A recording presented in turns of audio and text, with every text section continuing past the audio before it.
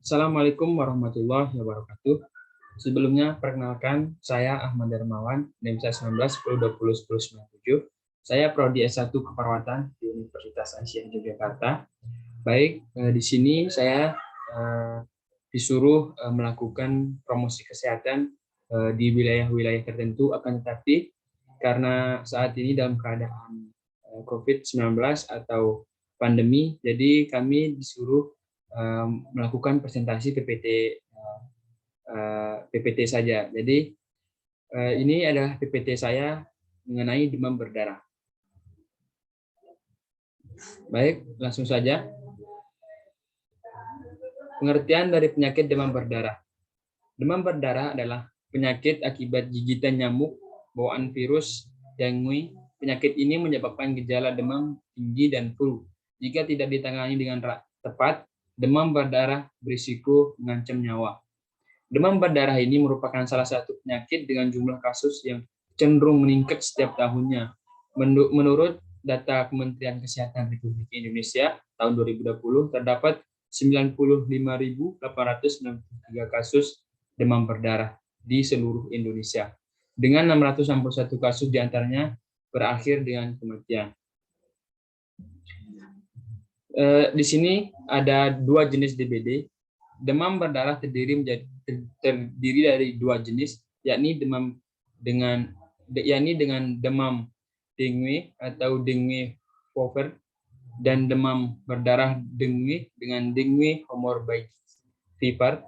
Perbedaan antara kedua jenis demam berdarah tersebut adalah adanya kebocoran pembuluh darah pada demam berdarah dengue, sedangkan pada demam dengue tidak.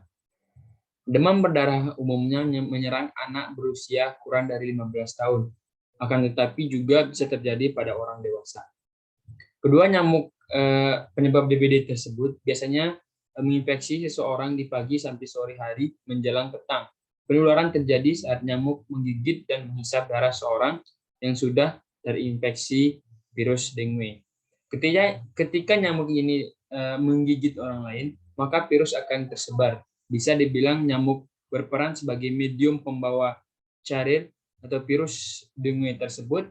Selain gigitan nyamuk, demam berdarah dipicu oleh faktor risiko tertentu. Beberapa faktor risiko tersebut diantaranya pernah mengalami infeksi virus dengue sebelumnya, kemudian tinggal atau pergi ke daerah tropis, dan bayi, anak-anak, orang lanjut usia, dan orang dengan kekebalan tubuh yang lemah. Jadi DBD ini menyerang bayi, menyerang anak, orang lanjut usia, orang-orang yang kekebalan tubuhnya itu melemah seperti itu. Kemudian gejala dan komplikasi demam berdarah. Gejala demam berdarah yang paling umum dijumpai adalah demam yang disertai dengan sakit kepala, hilang nafsu makan, mual, dan muntah. Kondisi ini juga dapat ditandai dengan ruam kemerahan, nyeri di bagian belakang mata, kemudian nyeri otot, dan pembekakan pada kelenjar getah bening. Kemudian penderita demam berdarah umumnya sembuh sekitar 1 minggu kemudian. Namun pada beberapa kasus kondisi penderita dapat memburuk dan bisa berakhir dengan shock atau meninggal. Kemudian cara pengobatan dan pencegahan dari demam berdarah ini. Pengobatan demam berdarah bertujuan untuk meredakan gejala dan menghindari komplikasi. Tindakan yang dapat dilakukan penderita adalah beristirahat yang cukup, kemudian menjaga kesehatan cairan tubuh atau sering-sering minum air putih. Kemudian penderita juga mengonsumsi obat penurun panas seperti paracetamol. Kemudian risiko terjadinya demam berdarah bisa dihindari dengan memberikan vaksin dengue. Selain itu, kegiatan pemberantasan serangan nyamuk atau PSN harus dilakukan secara berkala dan menjaga kebersihan lingkungan sekitar. Jadi tujuannya ini adalah untuk menciptakan lingkungan yang bersih dan terbebas dari nyamuk penyebab demam berdarah. Jadi pada penonton video ini, jadi di rumah masing-masing mohon untuk menjaga lingkungan, kebersihan lingkungannya supaya nyamuk atau demam berdarah tidak terjadi di sekitar kalian.